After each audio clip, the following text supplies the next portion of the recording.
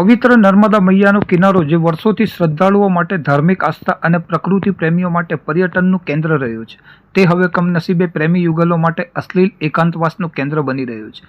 ભરૂચના ઐતિહાસિક golden bridge નીચે નર્મદા કિનારે તેમજ રેલવે સિલ્વર બ્રિજ પાસે જાહેરમાં બિંદાસ્ત અશ્લીલ ચેષ્ટાઓ કરતા યુગલોના કારણે સ્થાનિક રહીશો, વડીલો અને શ્રદ્ધાળુઓ ભારે ત્રાસ અને ક્ષોભજનક સ્થિતિનો સામનો કરી રહ્યા છે.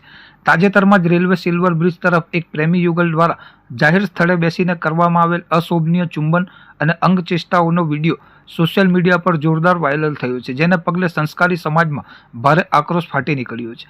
પવિત્ર નર્મદા નદીના કાંઠે જાહેરમાં થતા આવા નગ્ન પ્રદર્શનોથી ભારતીય સંસ્કૃતિનું ચીરહરણ થતું હોવાની ચર્ચાઓએ જોર પકડ્યું છે અને લોકોમાં તંત્ર પ્રત્યે ભારે નારાજગી જોવા મળી રહી છે.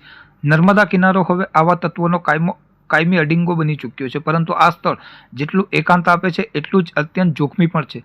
નર્મદા નદીમાં છાસવારે આવતી ભરતી અને ઓટના કારણે પાણીનું સ્તર અચાનક અને ખૂબ જ ઝડપથી વધી જાય છે. અગાઉ પણ આ જ કિનારે અંધારામાં કે એકાંતમાં બેઠેલા અનેક પ્રેમી યુગલો અચાનક પાણી વધી જતા વચ્ચે ફસાઈ ગયા હોવાના અનેક કિસ્સા અને વિડીયો સામે આવી ચૂક્યા છે. તેમ છતાં આવા યુગલો પોતાના જીવના જોખમે પણ અહીં બેસવાનું ટાળતા નથી. જાહેરમાં અશ્લીલતા ફેલાવતા આ યુગલોને કારણે પરિવાર સાથે નદી કિનારે ફરવા આવતા સ્થાનિક લોકો ભારે સંકોચ અનુભવે છે અને બાળકો પર પણ તેની ખરાબ અસર પડી રહી છે. પવિત્ર નર્મદા કિનારે ભવિષ્યમાં કોઈ મોટી હોનારત ડૂબી જવાની